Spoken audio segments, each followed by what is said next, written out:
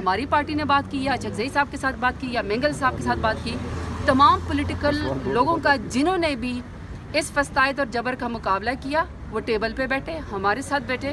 ہر شخص کی اپنی ایک پولیٹیکل پارٹی ہے، اچھا کردار ہے. Let's appreciate it. پولیٹیکل لوگوں کو اپنے ساتھ بیٹھنا چاہیے، اور جو پولیٹیکل لوگ اپنے ساتھ نہیں بیٹھتے اور وہ کسی کے اشاروں کے اوپر ناچتے پھرتے ہیں، جس طرح سے پی ڈی ایم ناچ رہی ہے، تو یقین کریں کہ کرسی آنی جانی چیز ہے.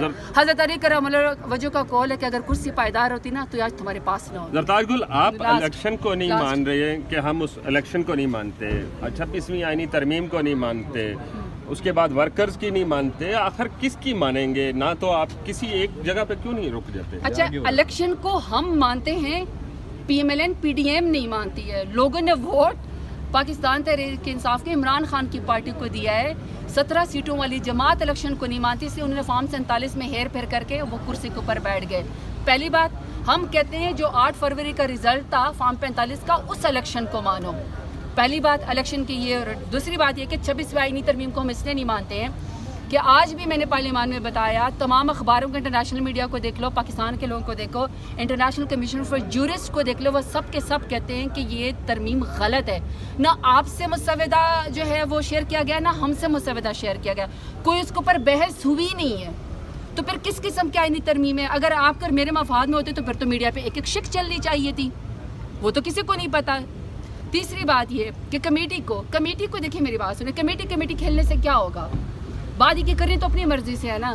تو سارے پاکستان کو یرغمال بنانے کی ضرورت کیا ہے؟ ایک وہ ایسا رو جاری کرتے کہ جو نواز شریف شہباز شریف کہہ رہے بس وہی کرتے ہیں، ختم. مرشد علی شاہ صاحب کو بنا دیں، پھر آپ پی ٹی ایم.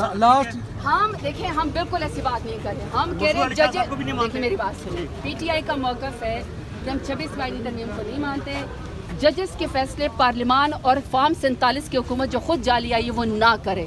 ججز کو انڈیپینڈنٹ رہنے دیں، جو اس کا اپنا پرانا طریقہ کار ہے. تھا کہ منحرف ارکان کو شوکاز نوٹس کر رہے ہیں. بالکل جی، آج کریں. پورے ہماری پارٹی نے یہ کہا ہے کہ جو 9 منحرف ارکان تھے یا واٹ ایور جو ان کے پاس ریزن تھا، وہ تو 5 آئے تھے، 4 اور بھی تھے نا جن کے نام تھے، جو ریزرو کے اندر بیٹھے، جن پورے سن لینا، جس میں وہ آپ کے سب کے پاس آپ کے نام ہے، ریزرو میں بھی جو بیٹھے ہوئے تھے اور 2 سینیٹرز، ان سب کو شوکاز نوٹس آج جاری ہو جائیں گے. پارٹی ان کو انصاف کا موقع فراہم کرے کہ آپ اپنی ایکسپلینیشن دیں. 7-8 دن کے اندر وہ جو جواب دیں گے وہ ہم آپ سے شیئر کریں گے. ہم ان سے صرف یہ کریں کہ آپ کیوں انکمیونیکاڈو ہوئے، کیا ریزنس تھی، وہ اپنے ریزنس دیں گے، پھر ہم آپ کو بتا سکیں گے کہ فلانا یا فلانا نہیں. ٹھیک ہے؟ آپ کو لگا کوئی قصوروار بھی ہے ان میں سے جو باہر تھے؟ میں میری بات سنیں، یہ پہلے سے پریڈکٹ کرنا تو بہت مشکل ہے. ظلم جبر تو ہر ایک کے ساتھ ہوا ہے، سویپنگ اسٹیٹمنٹ میں نہیں دے سکتی. مجھے یہ پتا ہے کہ جو خان صاحب کے ساتھ غداری کرے گا وہ اپنی سیاست ختم کرے گا. بس یہ کہ زرتاج گل نے اپنی